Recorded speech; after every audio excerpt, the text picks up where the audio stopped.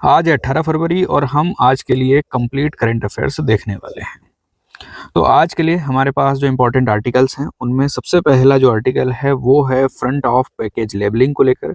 Supreme court ने कहा है, एफएसएसआई को कहा है कि भाई साहब आपको सभी जो पैकेज्ड फूड है उनके ऊपर सामने बड़े बड़े अक्षरों में लिखवाना होगा कि इस खाने में बहुत ज़्यादा सॉल्ट है, इस खाने में बहुत ज़्यादा शुगर है और इस खाने में बहुत ज़्यादा ऑयल है। तो इसको लेकर यहाँ पर एक दिशा निर्देश आया है। एक एनजीओ था, उसने इस तरह की याचिका डाली थी। देखेंगे कि कैसे ये जो बहुत ज़्यादा हाई ऑयल, हाई सॉल्ट और हाई शुगर वाला जो खाना है हमारे स्वास्थ्य के लिए हानिकारक है और कौन कौन सी बीमारियाँ इससे होती है। बीमारियों को लेकर एक आंकड़ा भी है हमारे पास, एक अध्ययन भी है। तो देखेंगे कि ये जो बीमारियां हैं वो भारत में इसके कितने मरीज हैं और किस तरह से हमारे स्वास्थ्य के लिए हानिकारक हो सकता है इस प्रकार का खाना। हम देखते हैं कि आजकल के जो बच्चे हैं वो ज़्यादातर इसी तरह का खाना खाते हैं, तो उसको लेकर काफ़ी ज़्यादा चिंताएं बढ़ी हैं। फिर हम इसी बहाने FSSAI यानी food security and food safety and standardisation authority of India के बारे में भी देख लेंगे। भारतीय खाद्य सुरक्षा और मानक प्राधिकरण के बारे में भी देखेंगे। फिर देखेंगे कि भारत और फ्रांस के बीच में, क्योंकि भारत में आप जानते हैं कि AI इम्पैक्ट समिट चल रही है और AI इम्पैक्ट समिट में फ्रांस के राष्ट्रपति भी आए हुए हैं। तो भारत और फ्रांस के बीच में कुछ क्षेत्रों को लेकर बातचीत हुई है। एक बहुत ज़्यादा इंपॉर्टेंट चीज़ है, बाकी जो चीज़ें हैं वो सामान्य चीज़ें हैं, तो इनके बारे में भी देखेंगे। इसके बाद हम देखेंगे रेड होल माइनिंग को लेकर दिहिंग पटकाई में एक पर्यावरण याचिका करता है। उन्होंने सरकार को आगाह किया है कि इस तरह की जो माइनिंग की प्रैक्टिस है यहाँ पर भी हो रही है और इसे रोकना बहुत ज़्यादा ज़रूरी है। फिर हम देखेंगे कि मेघालय में जो सत्र चल रहा है वहाँ पर सरकार की तरफ से एक जवाब आया है कि उन्होंने कितने बांग्लादेशी प्रवासियों को मेघालय से निर्वासित किया है। उसके बाद देखेंगे कि भारत का जो टैक्स पेयर बेस है, मतलब टैक्स भरने वाले लोग हैं, उनकी संख्या ज़्यादा हो रही है, टैक्स बेस बढ़ रहा है। पिछले 5 सालों से लगभग डबल हो चुका है। हालांकि कोविड-19 के कारण जब लॉकडाउन लगा था, जब आर्थिक गतिविधियां बहुत ज़्यादा सीमित हो गई थी, लोगों की आर्थिक हालत बहुत ज़्यादा अच्छी नहीं थी, उस समय टैक्स बेस बहुत कम हो गया था। इससे पहले लगभग 8 करोड़ के लगभग मतदाता रह चुके थे और अब बढ़कर लगभग 12 साढ़े 12 करोड़ के आसपास पहुंच चुके हैं। तो ये भारत के लिए थोड़ी सी अच्छी न्यूज़ है, हमारे लिए, हमारी इकॉनमी के लिए। फिर हम देखेंगे रॉयल इंडियन नेवी विद्रोह के बारे में। रॉयल इंडियन नेवी विद्रोह 1946 में हुआ था। कैसे हुआ था, इसका क्या प्रभाव है हमारे इतिहास में, इसके बारे में देखेंगे। फिर हम देखेंगे डिजिटल स्वास्थ्य में AI पहल, SHI और BODH, ये 2 पहले आई हैं। बहुत ज़्यादा डिटेल में तो नहीं बताया गया है कि ये किस तरह से कैसे काम करेंगी, लेकिन फिर भी इनके नाम और किस चीज़ के लिए इन्हें लाया गया है और इनके फुल फॉर्म्स वगैरह वगैरह, ये सारी चीज़ें आप याद कर लेंगे तो ठीक रहेगा। तो देखते हैं आज की जो पहली न्यूज़ है वो है सुप्रीम कोर्ट के दिशा निर्देशों के बारे में। सुप्रीम कोर्ट ने कहा है कि भाई साहब ये जिन खानों में चीनी, नमक और सैचुरेटेड फैट वगैरह बहुत ज़्यादा हैं, उनके पैकेज पर, जो भी पैकेज फूड आते हैं, जो भी अपने जिसे इस तरह के पैकेज में आते हैं, इस तरह के पैकेट्स में आते हैं, उनके ऊपर आपको फ्रंट ऑफ पैकेज लेबलिंग करनी होगी। फ्रंट ऑफ पैकेज लेबलिंग क्या होता है? ये होता है पैकेट के ऊपर आपको सामने लिखना होगा कि इसमें बहुत ज़्यादा सॉल्ट है, बहुत ज़्यादा फैट है और बहुत ज़्यादा कैलोरीज हैं वगैरह वगैरह, सारी चीज़ें सामने खुले तौर पर बड़े बड़े अक्षरों में लिखनी होगी, ताकि जो इसे खरीदने वाला व्यक्ति है, अगर उसके पास इस तरह की जानकारी नहीं है कि इस खाने में कौन कौन सी चीज़ें हैं जो स्वास्थ्य के लिए हानिकारक हो सकती है, तो उसे इस तरह की जानकारी, सही जानकारी मिल सके और वो सही निर्णय ले सके। तो ये सारी चीज़ें हैं। एक एनजीओ था, इसने यहाँ पर सुप्रीम कोर्ट में याचिका डाली थी और कहा था कि इस तरह की लेबलिंग से उपभोक्ताओं को सही निर्णय लेने में मदद मिलेगी। अब ये जो खाना है जो बहुत ज़्यादा अपना हाई सॉल्ट, हाई शुगर और हाई फैट वाला होता है, उससे बहुत सारी ऐसी बीमारियां होती हैं, जो जैसे कि मधुमेह होता है, मतलब डायबिटीज़ है, हाई ब्लड प्रेशर है और हमारे हार्ट से जुड़ी हुई डिसीज़ यहाँ पर होती हैं। और हम अगर इनका बार बार बहुत ज़्यादा सेवन करते हैं, बहुत ज़्यादा इन चीज़ों को खाते हैं, रेगुलरली खाते हैं, तो हमारे स्वास्थ्य के लिए बहुत ज़्यादा हानिकारक है। जैसे दूसरी चीज़ें हैं जो नशीले पदार्थ हैं, हम उनको तो सीधे तौर पर पहचान लेते हैं कि ये चीज़ें हमारे स्वास्थ्य के लिए हानिकारक हैं, इन्हें खाना चाहिए, इन्हें नहीं खाना चाहिए।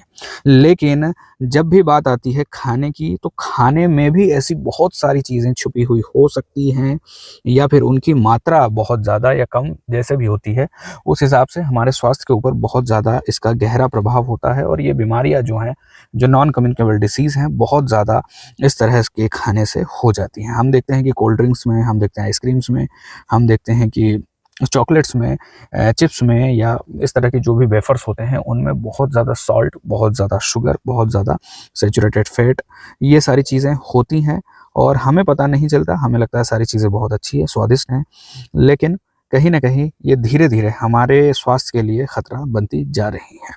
खासकर हृदय रोगों के लिए, डायबिटीज़ के लिए, हाई ब्लड प्रेशर के लिए ये बहुत ज़्यादा खतरनाक है। तो ये जो दिशा निर्देश हैं 2025 में भी सुप्रीम कोर्ट ने दिए थे, लेकिन इनको लागू नहीं किया गया था और इसकी जो धीमी गति थी, मतलब इसे लागू करने की जो गति धीमी थी, उसको लेकर भी सुप्रीम कोर्ट ने बात कही है।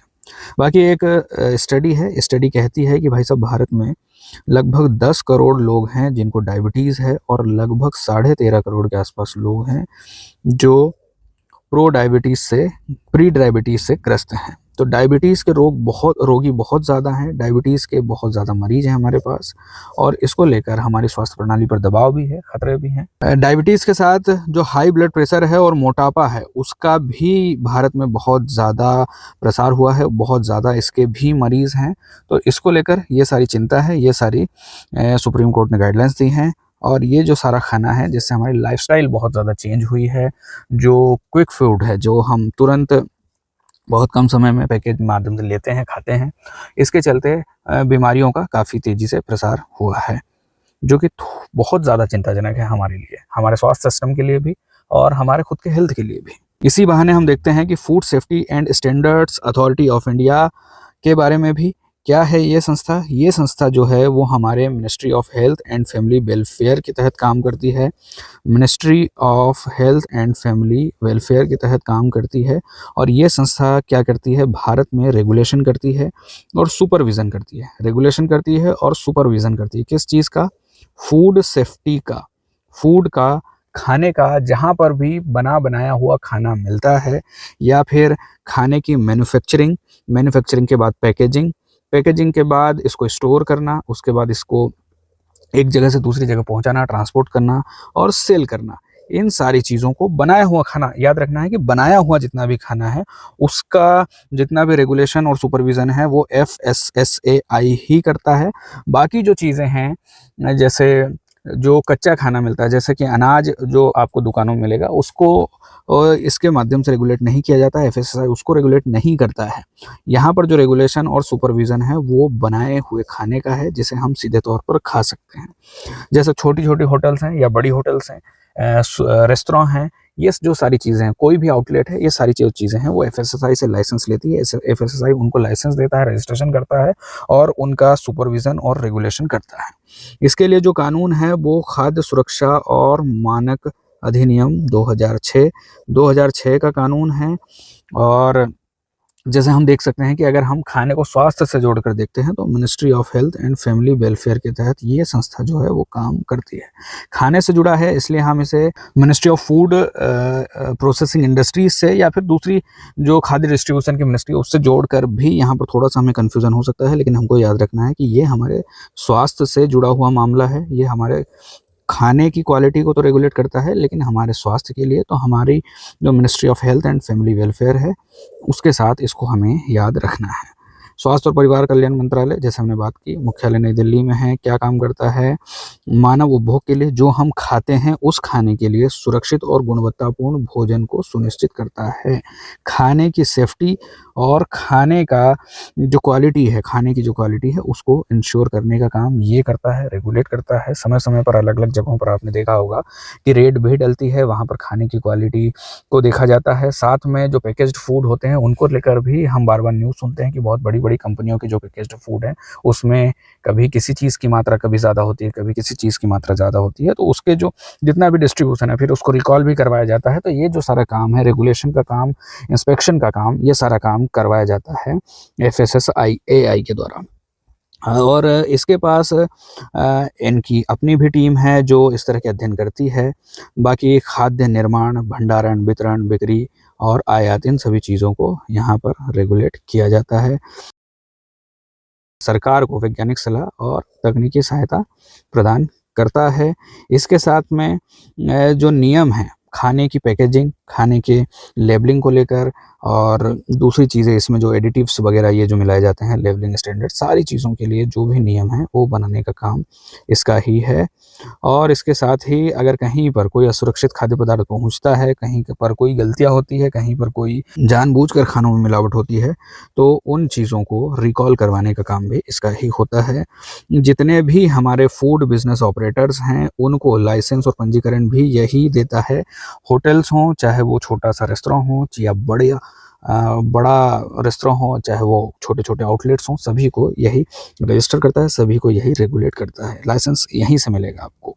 आप अगर एक दुकान खोलकर अगर छोटी से छोटी चीज़ें भी बेच रहे हैं या चाय या नाश्ता भी बेच रहे हैं तो आपको यहाँ से लाइसेंस लेना पड़ेगा। निर्माता, व्यापारी, परिवहनकर्ता, आयातक सभी के लिए ये नियम बनाता है और इसके नियमों को सभी के लिए पालन करना बहुत ज़्यादा ज़रूरी है।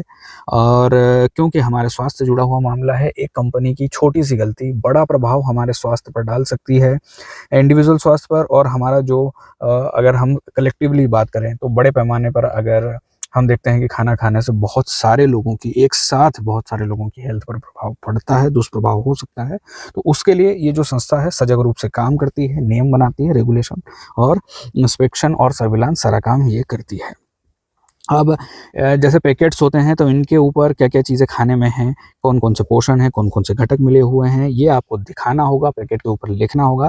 आपने कभी कोई भी पैकेज्ड फूड खरीदा होगा तो उसके पीछे या ऊपर कहीं पर भी ये सारी चीज़ें लिखी हुई होती है कि इसमें जो न्यूट्रिशन है वो किस-किस क्या-क्या हैं और इसमें इंग्रीडिएंट्स हैं वो क्या-क्या हैं। तो न्यूट्रिशनल इन्फॉर्मेशन और इंग्रीडिएंट डिस्क्लोज़र, ये सारी चीज़ें इसके जो नियम हैं उनके हिसाब से सारी कंपनियों को उनके पैकेज्ड फूड पर, उनके प्रोसेस्ड फूड पर उन्हें लिखना होता है, बताना होता है। अभी जो है सुप्रीम कोर्ट ने कहा है कि जो हाई ऑयल, हाई शुगर और हाई अपना सॉल्ट वाले फूड हैं उनको इसके ऊपर पैकेज के ऊपर बड़े-बड़े अक्षरों में साफ तौर पर इस तरह से लिखना होगा कि जो खरीदार हैं, जो कंज्यूमर हैं, वो अपने फैसले ले पाए कि उन्हें ये खरीदना है या नहीं खरीदना है। कभी-कभी जानकारियों के अभाव में इस तरह लोग इनका ज़्यादा सेवन करते हैं, तो लोगों के बीच में जागरूकता हो और अगर लोगों के पास इन्फॉर्मेशन है उसके बाद भी खरीदते हैं तो वहाँ पर एक अलग बात होती है। लेकिन एक तरीके से पहले तो जागरूकता हो और अगर फिर उन डिस्क्लोजर्स के हिसाब से अगर फूड की क्वालिटी नहीं होती है तो फिर उसके हिसाब से भी कार्रवाई के प्रावधान हैं। तो ये सारी चीज़ें हमारे पब्लिक हेल्थ के लिए, हमारी अवेयरनेस के लिए बहुत ज़्यादा ज़रूरी होती हैं। यहाँ पर हम देखते हैं कि फूड सेफ्टी ऑफिसर्स होते हैं और दूसरे भी ऑफिसर्स होते हैं, कमिश्नर वगैरह होते हैं, जो अलग-अलग जगहों पर जाकर निरीक्षण, निगरानी, सैंपलिंग ये सारी चीज़ें लेते हैं, खाने का ध्यान रखते हैं कि जो बाज़ार में खाना अवेलेबल है वो सेफ़ है या नहीं है।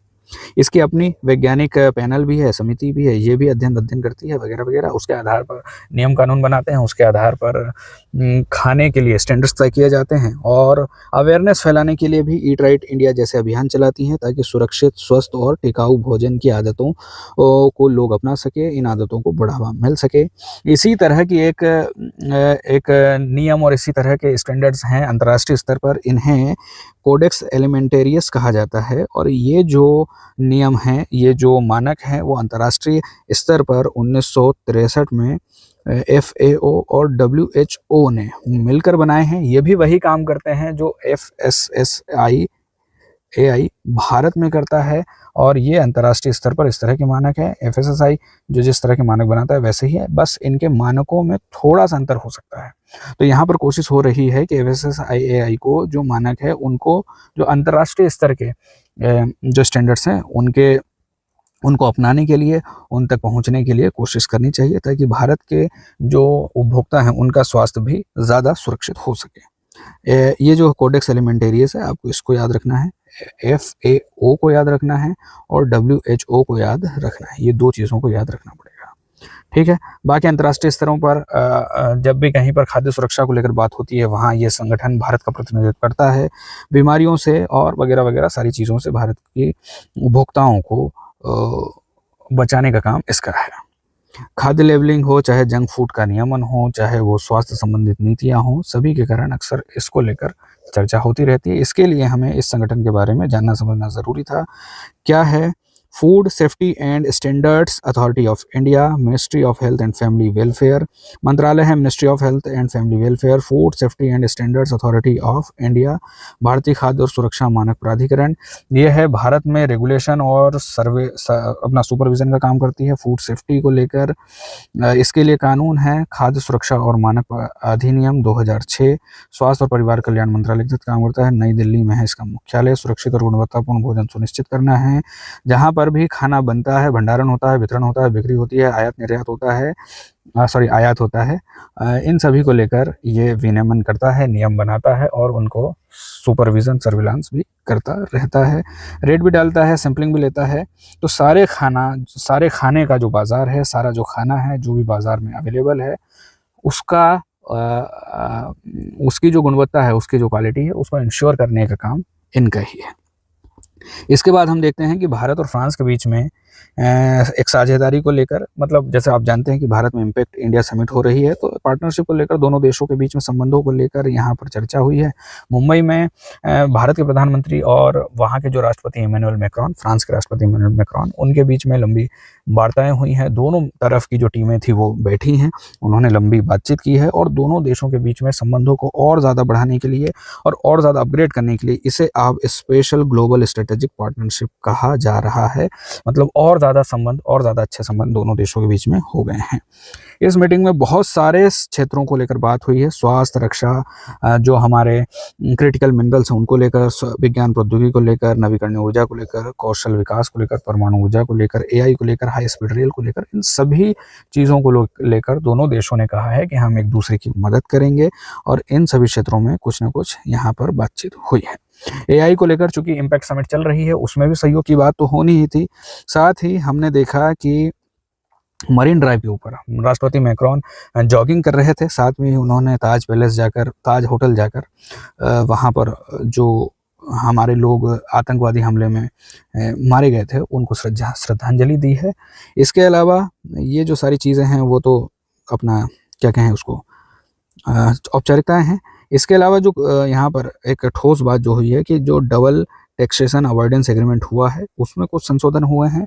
तो यहाँ हमारे लिए डबल टैक्सेशन अवॉइडेंस एग्रीमेंट को समझना ज़रूरी है। होता क्या है कि इस तरह के जो एग्रीमेंट किए जाते हैं वो किए जाते हैं दोनों देशों के बीच में। अगर कोई व्यापारी है, कोई निवेशक है, उसकी सुरक्षा के लिए, उसकी वित्तीय सुरक्षा के लिए। होता क्या है, मान लीजिए फ्रांस का कोई निवेशक आता है भारत में निवेश करता है और भारत से एक इनकम जनरेट करता है, तो भारत सरकार उस पर टैक्स लगा सकती है, उसकी आय पर टैक्स लगा सकती है।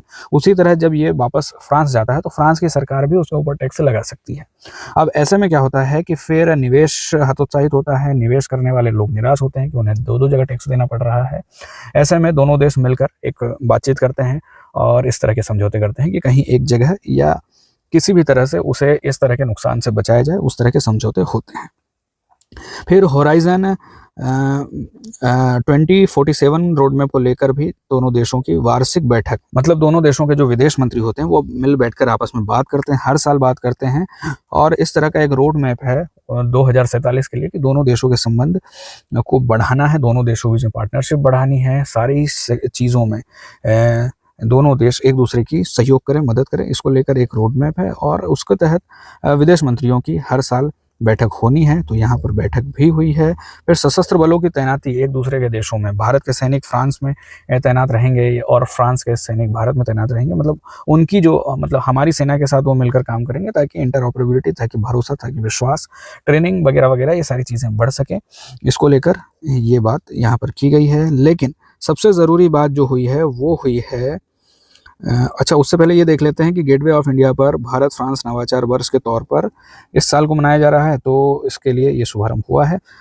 बाकी जो खास बात है वो है एयरबस H125 H125 को लेकर है। ये हेलीकॉप्टर है भाई साहब। ये हेलीकॉप्टर वैसे तो एयरबस कंपनी का है, और एयरबस कंपनी अब यहाँ पर कर्नाटक के बेमगल में एक फाइनल असेंबली लाइन बनाएगी, जिसको टाटा की कंपनी है वो और एयरबस दोनों मिलकर बनाने वाले हैं। प्राइवेट है, सरकार इसमें इन्वॉल्व नहीं है, लेकिन फिर भी दोनों देशों की कंपनियां मिलकर यहाँ पर इस फाइनल असेंबली लाइन का उद्घाटन हुआ है, आप देख सकते हैं। और ये भारत के लिए अच्छा है कि भारत में भी अब पहले से भी हालांकि बन रहे हैं, लेकिन और ज़्यादा इसको बढ़ावा मिलेगा।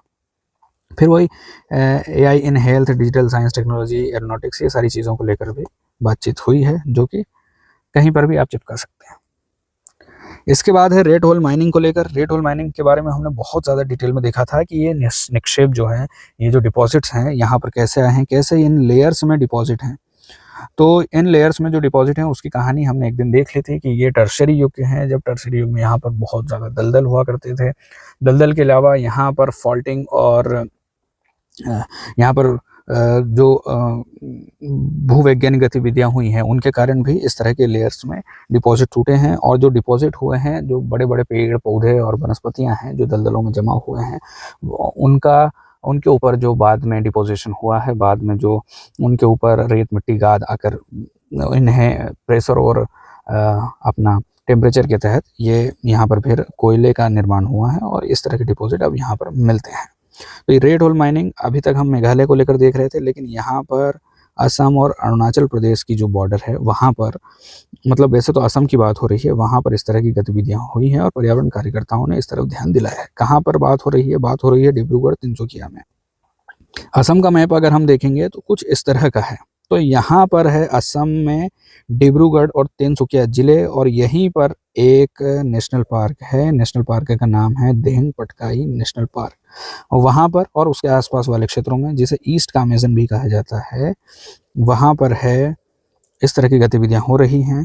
और इसको लेकर पर्यावरण कार्यकर्ताओं ने सरकार को चेतावनी दी है। पर्यावरण कार्यकर्ताओं ने सरकार को रिक्वेस्ट की है कि इस तरह की गतिविधियों को रोका जाए, और ये जो जितना भी खनन क्षेत्र है उसको संरक्षित क्षेत्र घोषित किया जाए।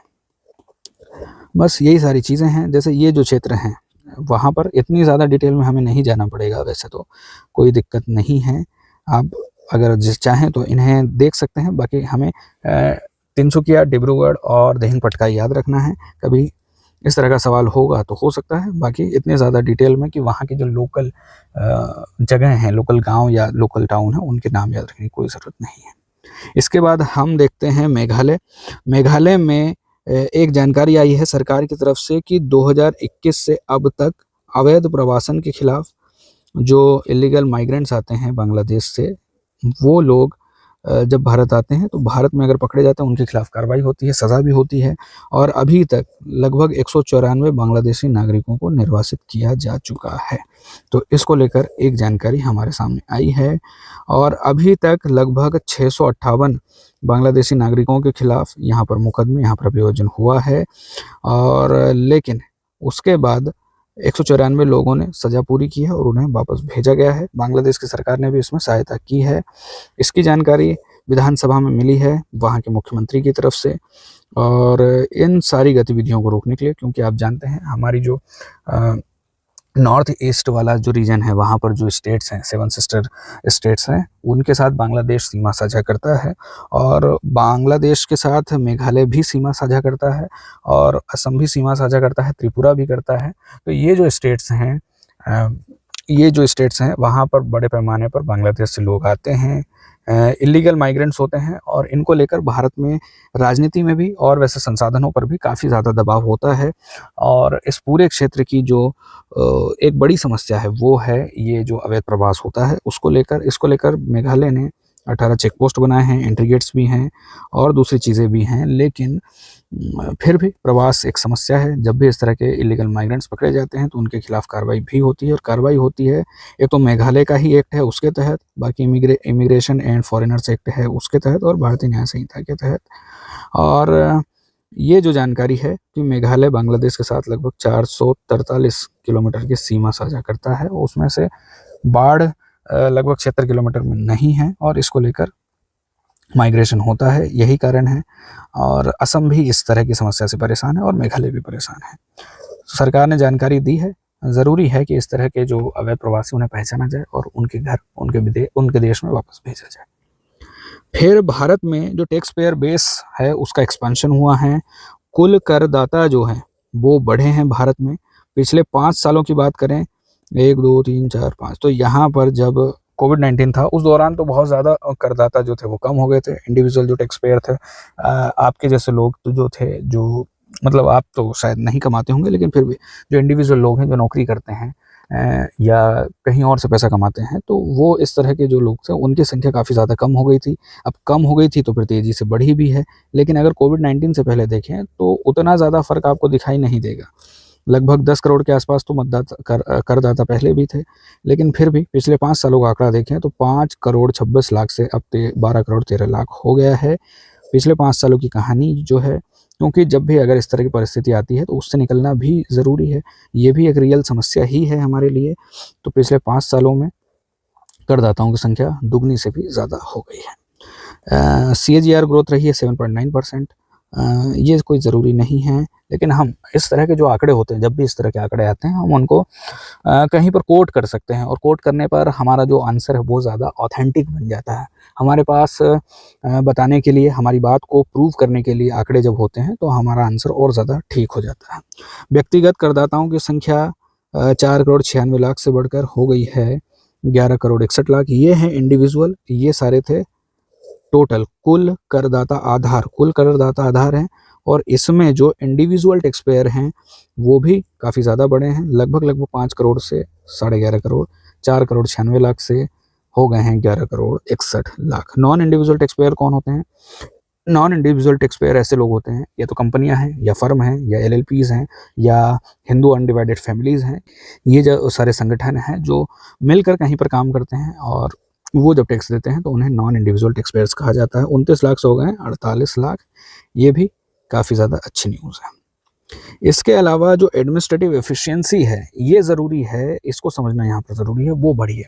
होता क्या है, मान लीजिए हमें टैक्स कलेक्ट करना है, 100 रुपये का टैक्स कलेक्ट किया और 100 रुपये को कलेक्ट करने के लिए भी हमें कुछ तो खर्चा करना ही पड़ेगा।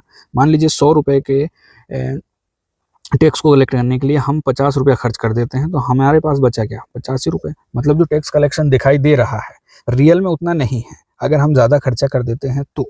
यहाँ पर जो टैक्स कलेक्ट करने की लागत है, कर संग्रह करने की जो लागत है, वो कम हुई है। 1.36% से अब हो गई है आधा परसेंट से भी कम, 0.41%। तो ये दिखा रहा है कि जो हमारे प्रयास हैं, जैसे डिजिटलीकरण का प्रयास है, जैसे फेसलेस सिस्टम्स का प्रयास है, जैसे कि फेसलेस असेसमेंट का प्रयास है, थर्ड पार्टी डेटा रिपोर्टिंग का प्रयास है, ये सारे प्रयास जो हैं काफ़ी ज़्यादा सफल रहे हैं। क्योंकि अगर डिजिटल माध्यम से टैक्स को भरा जाता है तो आप कहीं से भी कभी भी टैक्स भर सकते हैं। साथ में सरकार को भी इसके लिए खर्चा नहीं लगेगा, आपको भी इसका खर्चा नहीं लगेगा, और इसके लिए बहुत कम समय में बहुत कम लागत के साथ टैक्स आप भी भर सकते हैं, सरकार भी कलेक्ट कर सकती है। तो यहाँ से हमारी एडमिनिस्ट्रेटिव एफिशिएंसी में सुधार हुआ है, ये इंडिकेट होता है। जैसे कि हमने देखा था क्यों इस तरह जो हमारी एफिशिएंसी बढ़ी है, वो हमने क्या क्या प्रयास किए थे, उनको लेकर अच्छे रिजल्ट्स आए हैं। ये हमारे लिए काफ़ी ज़्यादा अच्छी बात है। बाकी जो सारी चीज़ें हैं आप याद ना रखें तो भी चलेगा, लेकिन फिर भी अगर इस तरह का डेटा अगर आप कहीं पर कोट करते हैं कि भारत में कुल कितने मतदाता हैं, तो भारत में आप बता सकते हैं कि अभी लगभग 12 करोड़ 13 लाख मतदाता हैं। उसमें से इंडिविजुअल मतदाता हैं लगभग 11 करोड़ 61 लाख, और जो नॉन इंडिविजुअल टैक्स पेयर्स हैं वो है 48 लाख के लगभग। इसके साथ ही हमारी जो कॉस्ट ऑफ कलेक्टिंग टैक्स जितनी है, डायरेक्ट टैक्सेस कलेक्ट करने की जो लागत है, प्रत्यक्ष कर संग्रह की जो लागत है, वो है 1.36% से घटकर हो गई है 0.41%। इसके बाद है हमारे पास 1946 का रॉयल इंडियन नेवी रिवॉल्ट। इसको लेकर बहुत कम बात होती है जब भी हम देखते हैं हमारे इतिहास में, लेकिन बहुत महत्वपूर्ण पड़ाव है हमारे इतिहास का। 18 फरवरी 1946 को बॉम्बे से शुरू हुआ था, और इसके पहले मतलब इसके अगर हम कारणों को देखें तो इसके कारणों में हम दो चीज़ देख सकते हैं। पहली चीज़ तो है कि इससे ठीक पहले द्वितीय विश्व युद्ध चल रहा था, और द्वितीय विश्व युद्ध के दौरान आपने इंडियन नेशनल आर्मी, ये मतलब सुभाष चंद्र बोस जिस आर्मी का नेतृत्व कर रहे थे उसके बारे में भी सुना होगा। तो एक तरफ ये था कि लगभग 1939 के आसपास जो नेवी थी, नेवी इम्पोर्टेंट थी, लेकिन नेवी में जो सैनिक थे, जो अधिकारी थे, कुल मिलाकर बहुत कम हुआ करते थे। कहा जाता है कि लगभग 1300 सैनिक ही थे सिर्फ। लेकिन द्वितीय विश्व युद्ध के दौरान इनकी बहुत ज़्यादा संख्या बढ़ी और ये 30,000 तक बढ़ गए। अब यहाँ से यहाँ तक आने में संसाधनों का दबाव तो होता ही है, और फिर इनमें से जो लोग थे वो भारतीयों की भर्ती हुई थी, और जब भारतीय भर्ती हुए थे तो इन्हें ऑफिसर रैंक पर या बड़ी रैंक पर भर्ती नहीं किया गया था, इन्हें सबसे निचले स्तर पर भर्ती किया गया था, जो जिन्हें कुछ भी काम बताया जा सकता था, जिनसे कुछ भी काम करवाया जा सकता था, यहाँ तक कि झाड़ू पोछा ये सारी चीज़ें भी लगवाई जा सकती थी। और इनके सामने बहुत सारे चैलेंजेस थे, जैसे कि इन्हें खाना अच्छा नहीं मिलता था, इनके साथ भेदभाव होता था, इन्हें ऊपरी रैंक पर भर्ती कभी नहीं किया गया, इन्हें निचली रैंक पर, और इन्हें अपमानजनक काम करवाया जाता था। और जैसे हम कहते हैं गुलामी, वैसे ही गुलामी इन्हें करनी पड़ती थी। एक तो ये कारण था, इसके कारण इनके मन में बहुत ज़्यादा गुस्सा था, पहले से ही पल रहा था। इंडियन नेशनल आर्मी के जो पकड़े हुए सैनिक थे उनके ऊपर भी आपने सुना होगा कि जो रेड फोर्ट के ऊपर जो मुकदमा चलना था उसको लेकर भी इनके मन में गुस्सा था, और इस गुस्से के कारण इन्हें अपना गुस्सा, एक दिन गुस्सा इनका फूट पड़ा, और यहाँ पर मुंबई में HMIS तलवार के ऊपर ये विद्रोह हुआ। वहाँ पर जो ब्रिटिश झंडे उन्हें जला दिया गया। इन्होंने भारत के पक्ष में नारे लगाए, भारत छोड़ो, और कांग्रेस, मुस्लिम लीग और कम्युनिस्ट पार्टी के झंडे लगाए और उनके पक्ष में नारे किए। और देखते ही देखते ये जो पूरा रिवोल्ट है, क्योंकि रिवोल्ट में इन्होंने बेस बनाया था खाने को, और खाने ने सभी जगह के भारतीय सैनिकों को आपस में जोड़ दिया। जिस तरह से नमक सत्याग्रह में हमने देखा था, वहाँ पर नमक ने सभी को जोड़ दिया था, वैसे ही यहाँ पर खाने ने सबको जोड़ दिया। और देखते देखते बॉम्बे, कराची, मद्रास, कोच्चि, अंडमान और विशाखापट्टनम और कोलकाता सभी जगह पर रिवोल्ट फैल गया। अब चूंकि आप जानते हैं कि भारत में जो ब्रिटिश शासन है वो सेना के दम पर, वो पुलिस के दम पर ही काम कर रहा था, और वहीं के जो अधिकारी हैं वो इनके खिलाफ खड़े हो गए थे। तो अब यहाँ से ब्रिटिश शासन को अपनी जो जड़ें हैं वो हिलती हुई, अपना जो शासन है वो हिलता हुआ दिखा, और फिर जल्दी ही भारत आज़ाद भी हो गया था। तो औपनिवेशिक सरकार ने इसे विद्रोह कहा, सैनिक विद्रोह कहा, म्यूटिनी कहा। और लेकिन हम देखते हैं कि भारत के जो उपनिवेशवादी जो आंदोलन है, उपनिवेशवाद को विरोध करने वाला जो आंदोलन है, मतलब अंग्रेजों की सरकार का विरोध जिस आंदोलन ने किया है, जो हमारा स्वतंत्रता संग्राम है, उसमें एक महत्वपूर्ण घटना है खराब भोजन, कम वेतन और नस्ली भेदभाव जैसे। और INA सैनिकों के खिलाफ जो मुकदमा चल रहा था, पहले तो कोर्ट में मुकदमा चल रहा था, लेकिन बाद में फैसला हुआ कि रेड फोर्ट पर मुकदमा चलेगा। उससे बहुत ज़्यादा गुस्सा इनके मन में भी आ गया था, और फिर ये बॉम्बे की सड़कों पर विद्रोह करने, बॉम्बे की सड़कों पर मार्च करने उतर गए। और फिर वहाँ से अपने आम लोग भी इनके लिए खाना जुटाते थे, आम लोग भी इनके साथ जुड़ गए, और देखते ही देखते आंदोलन भले ही अल्पकालिक था, लेकिन इसका इम्पैक्ट बहुत ज़्यादा था।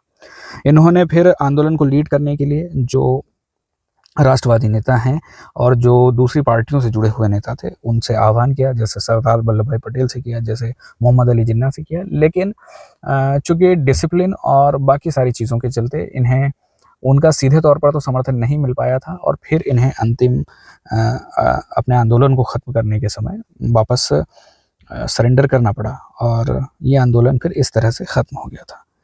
इसमें लगभग 78 जहाज और 20 से अधिक जो तटीय एस्टेब्लिशमेंट है वो, और 20,000 सैनिक शामिल हो गए थे। इन्होंने कांग्रेस, मुस्लिम लीग और कम्युनिस्ट पार्टी के झंडे उठाए, ब्रिटिश झंडों को जला दिया। सबसे पहली जो मांग थी इनकी खाने को लेकर थी, और भेदभाव होता था उसको ख़त्म करने को लेकर थी।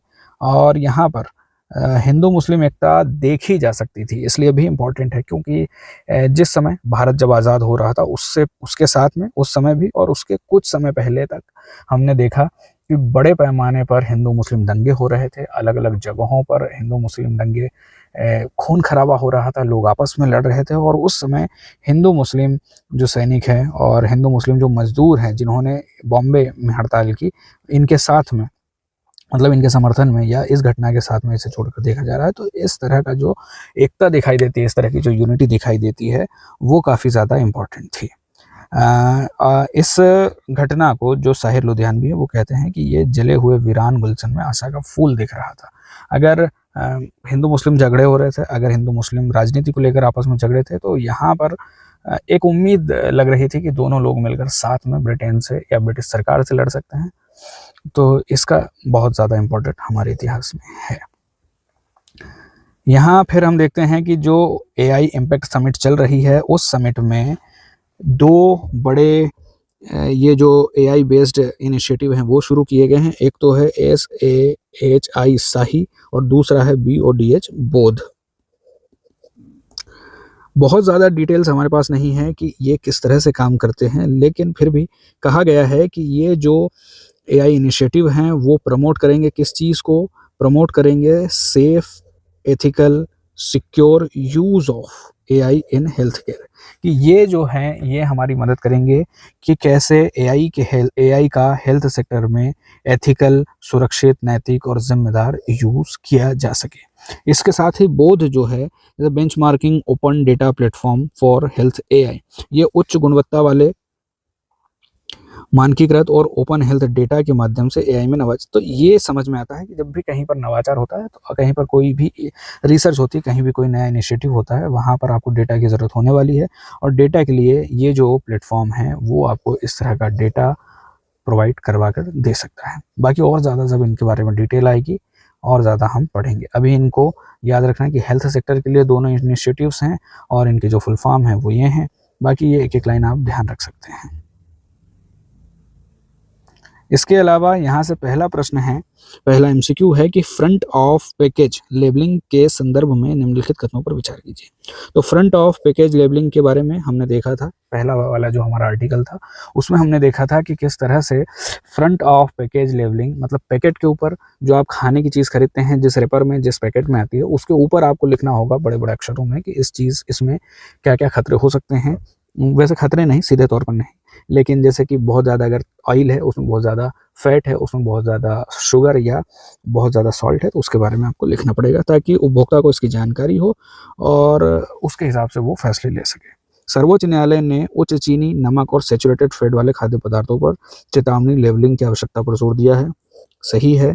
यह विषय सीधे तौर पर गैर संचारी रोगों, जो हमने बात की थी नॉन कम्युनिकेबल डिसीज़ की रोकथाम से जुड़ा हुआ है, क्योंकि जो डायबिटीज़ है, जो हाई ब्लड प्रेशर की बीमारियां हैं, या जो हमारे हार्ट से जुड़ी हुई दूसरी जो जितनी भी बीमारियां हैं, वो इस तरह का खाना खाने से होती हैं। आप देखते हैं। तीसरा है कि ऐसे लेबल केवल निर्यात किए जाने वाले खाद्य पदार्थों पर लागू होते नहीं भाई साहब, हमारे जो मार्केट में आएगा उस पर भी होना चाहिए, तभी तो हमें फ़ायदा मिलेगा। दूसरा सवाल है, निम्नलिखित में से कौन से कार्य FSSAI के दायित्व में शामिल है? खाद्य पदार्थों के लिए विज्ञान आधारित मानक निर्धारित करना, ठीक है। खाद्य लेबलिंग और पैकेजिंग पर नियम बनाना, ये भी ठीक है। राज्यों में जो खाद्य कानून का न्यायिक परीक्षण करना, तो यहाँ पर ये बात सही नहीं है कि अगर कोई राज्य खाने को लेकर कोई कानून बनाता है तो उसका परीक्षण करने का अधिकार इसके पास नहीं है। ये तो जो अपने कानून है, ये जो अपना अधिकार है, उसके तहत सर्विलांस भी करता है, सुपरविजन करता है और अपना रेगुलेशन करता है। ये सारे काम इसके पास हैं। राज्यों के कामों में दखल देने का कोई काम इसके पास नहीं है। तीसरा है कि भारत फ्रांस द्विपक्षीय वार्ता के परिणामों के संदर्भ में जो 3 कथन है उसमें से बताना है कि कौन सा सही है। तो DTAA में संशोधन से निवेश और व्यापार को बढ़ावा मिलेगा। संशोधन किया गया है डबल टैक्स अवॉइडेंस एग्रीमेंट में, तो बढ़ावा देने के लिए ही किया गया है, ये बात सही है। होराइजन 2047 रोड मैप की समीक्षा हेतु वार्षिक विदेश मंत्री संवाद स्थापित किया गया है, ये भी सही है। और तीसरा है कि यह साझेदारी केवल रक्षा सहयोग तक सीमित है। तो यह साझेदारी, भारत और फ्रांस की जो साझेदारी है, सिर्फ रक्षा सहयोग तक सीमित नहीं है। इसमें हर वो सेक्टर जिसमें 2 सरकारें एक दूसरे का सहयोग कर सकती हैं शामिल है। चौथा सवाल है कथन और कारण वाला। भारत में प्रत्यक्ष कर संग्रह की लागत में भारी गिरावट आई है क्योंकि digital filing, faceless assessment, pre filled return और जो दूसरे माध्यम हैं उनके माध्यम से इसमें कुशलता बढ़ी है, इसमें लागत कम हुई है, ये बात सही है।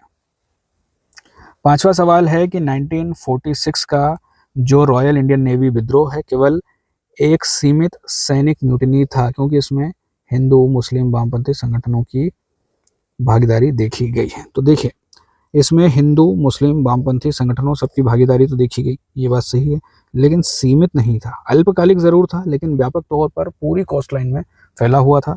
ये वाला स्टेटमेंट गलत है, ये वाला सही है। जब भी ए गलत होता है तो ये गलत और ये सही, मतलब ऑप्शन सी सही होगा। छठा सवाल है कि मेघालय में अवैध प्रवास की समस्या भारत बांग्लादेश सीमा से जुड़ी हुई है।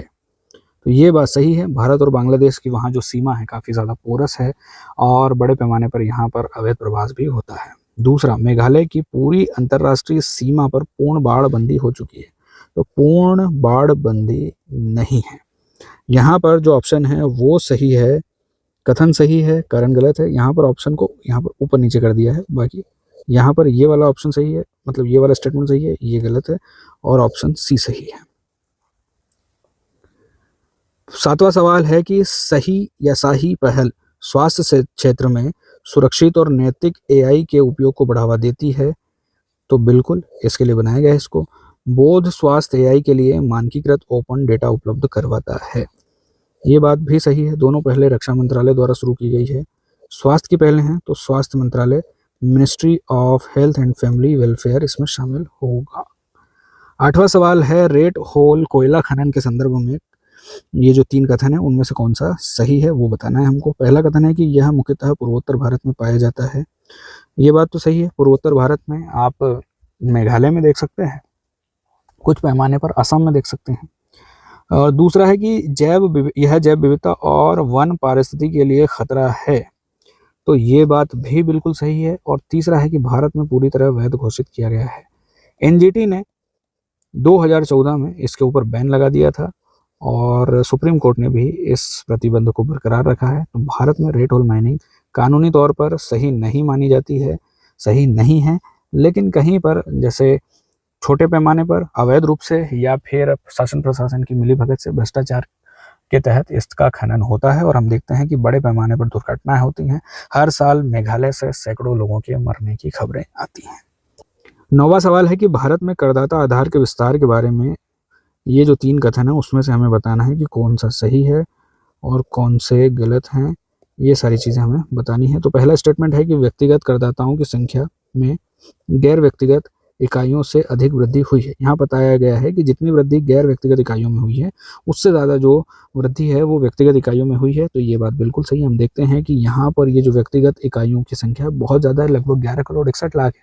पहले 4 करोड़ कुछ थी, अब लगभग डबल हो चुकी है। और यहाँ पर जो वृद्धि हुई है वो 29 लाख से 48 लाख हुई है। तो ये वाला जो स्टेटमेंट है वो सही है।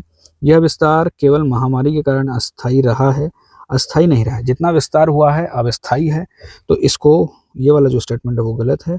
और यह कर प्रणाली के औपचारिकरण को दर्शाता है। ये बात सही है, पहला सही है, दूसरा गलत है। 2 स्टेटमेंट सही होंगे हमारे।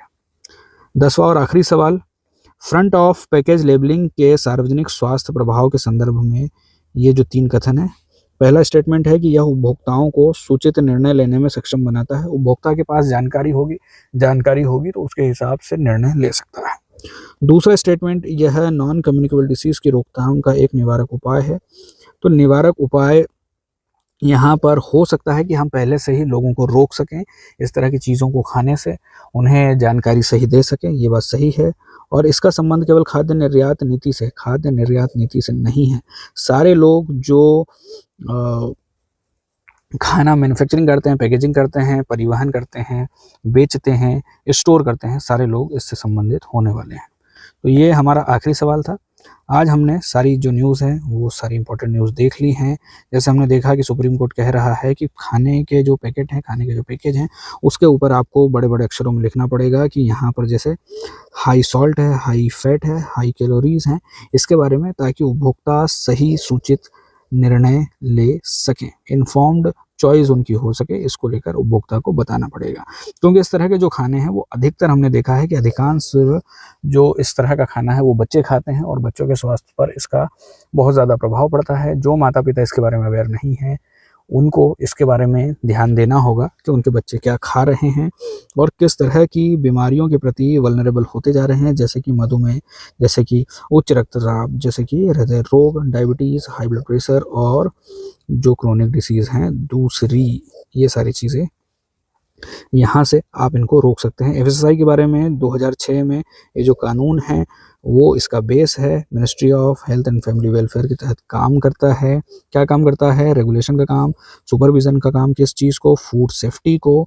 इसके अलावा भारत में जितना भी खाना है उसकी गुणवत्ता को सुनिश्चित करना इसका काम है, उसका सुपरविज़न करना इसका काम है। जहाँ पर भी manufacturing, storage, distribution, sale and import होता है खाना, उसको ये विनियमित करेगा। सरकार को सलाह भी देता है, सरकार के लिए टेक्निकल फाइंडिंग्स भी लाता है, नीतियाँ बनाने में भी मदद करता है, वगैरह वगैरह। इसी तरह का एक मानक मतलब इसी तरह के स्टैंडर्ड्स हैं अंतर्राष्ट्रीय स्तर पर, कोडेक्स एलिमेंटेरियस, और ये भी वही काम करते हैं जो यहाँ पर हैं। बस इनके दोनों के जो स्टैंडर्ड्स है उसमें थोड़ा बहुत अंतर हो सकता है, बाकी काम दोनों का एक ही है। इंडो पाक पार्टनरशिप के बारे में आपको जो सबसे इम्पोर्टेंट चीज़ है वो याद रखनी है यहाँ पर, एयरबस H125। ये जो कंपनी है फ्रांस की है, तो फ्रांस की कंपनी और भारत की कंपनी मिलकर यहाँ पर एक असेंबली लाइन बना रहे हैं कर्नाटक के बेमगल में। रेड होल माइनिंग को लेकर हमने बहुत ज़्यादा बातें कर ली हैं। यहाँ पर बात हुई थी डिब्रूगढ़ और तिनसुकिया, और यहाँ पर दिहिंग पटकाई नेशनल पार्क है उसके बारे में। फिर हमने मेघालय में देखा था कि बांग्लादेश, एक जानकारी आई थी कि बांग्लादेश के जो इलीगल माइग्रेंट्स है, जो इलीगल लोग भारत में आ जाते हैं रहने के लिए, उन्हें निर्वासित किया गया है। और फिर टैक्स पेयर बेस भारत का बढ़ा है, और ये दिखाता है कि भारत का जो टैक्स सिस्टम है और भारत की जो अर्थव्यवस्था है और ज़्यादा औपचारिकरण की तरफ बढ़ रही है। टैक्स बेस बढ़ा, इसका मतलब है कि और ज़्यादा लोग टैक्स देने में सक्षम हैं, टैक्स दे रहे हैं। आने वाले भविष्य में और ज़्यादा इसके बढ़ने की उम्मीद है। और जितना टैक्स बेस बढ़ेगा, अगर हमारे भारत में मान लीजिए टैक्स रेट कम है लेकिन टैक्स बेस बड़ा है, किसी भी देश में अगर इस तरह होता है, इसका मतलब है कि ज़्यादा से ज़्यादा लोग टैक्स दे सकते हैं और ज़्यादा से ज़्यादा लोगों के ऊपर कम टैक्स लगता है। इसके लिए उनकी जेब के ऊपर भी असर नहीं होता और देश का भी काम हो जाता है। जो हमने ये प्रयास किए हैं डिजिटलीकरण का और फेसलेस असेसमेंट वगैरह, जितने भी तकनीकी जो प्रयास हैं उनके कारण लागत कम हुई है, उनके कारण टैक्स भरने की जो कहीं से भी आप भर सकते हैं आसान हुआ है, ऊपर से बेस भी बढ़ा है और लागत भी कम हुई है। रॉयल इंडियन नेवी जो रिवोल्ट है 1946 में हुआ था, काफ़ी ज़्यादा इम्पोर्टेंट है, इसका ज़्यादा महत्व है। यहाँ से मुंबई से ये चला और मुंबई से आगे कराची, मद्रास, कोचीन, अंडमान, विशाखापट्टनम सभी जगह फैला। हालांकि यहाँ पर इन्हें म्यूटिनी, यहाँ पर इन्हें विद्रोह बताया गया, लेकिन ये भारतीय स्वतंत्रता संग्राम के इतिहास में एक महत्वपूर्ण घटना थी। और इन्होंने यहाँ पर ब्रिटेन के खिलाफ खुलकर रिवोल्ट किया। इसका मतलब था कि अब ब्रिटेन जिस आधार पर बैठा हुआ था, अब वो आधार हिलने लगा है, अब वो आधार ख़त्म होने वाला है। अब इन्हें यानी कि ब्रिटिश सरकार को भारत से जल्दी जाना होगा, और भारत से ब्रिटिश शासन जल्दी ख़त्म भी हुआ। और ये जो 2 AI इनिशिएटिव है हेल्थ सेक्टर के लिए है, ये SAHIBODH, इसका यूज़ होना है नैतिक और सुरक्षित और अपना सेफ और इथिकल और secure AI in health care के लिए। और यहाँ पर ये वाला जो प्लेटफॉर्म है वो डेटा उपलब्ध करवा कर आपको देगा। ठीक, बाकी आप MCQ देख चुके हैं। अगर आपको ये वाली जो क्लास है वो थोड़ी सी भी ठीक लगती है, आप सुझाव भी दे सकते हैं। और साथ में अगर आपको ये एक्सप्लेनेशन और सारी न्यूज़ जो हैं और सारी इन्फॉर्मेशन जो है वो ठीक लगती है, तो आप प्लीज़ सब्सक्राइब कर सकते हैं, शेयर कर सकते हैं। और बाकी आज के लिए इतना ही, कल फिर मिलेंगे।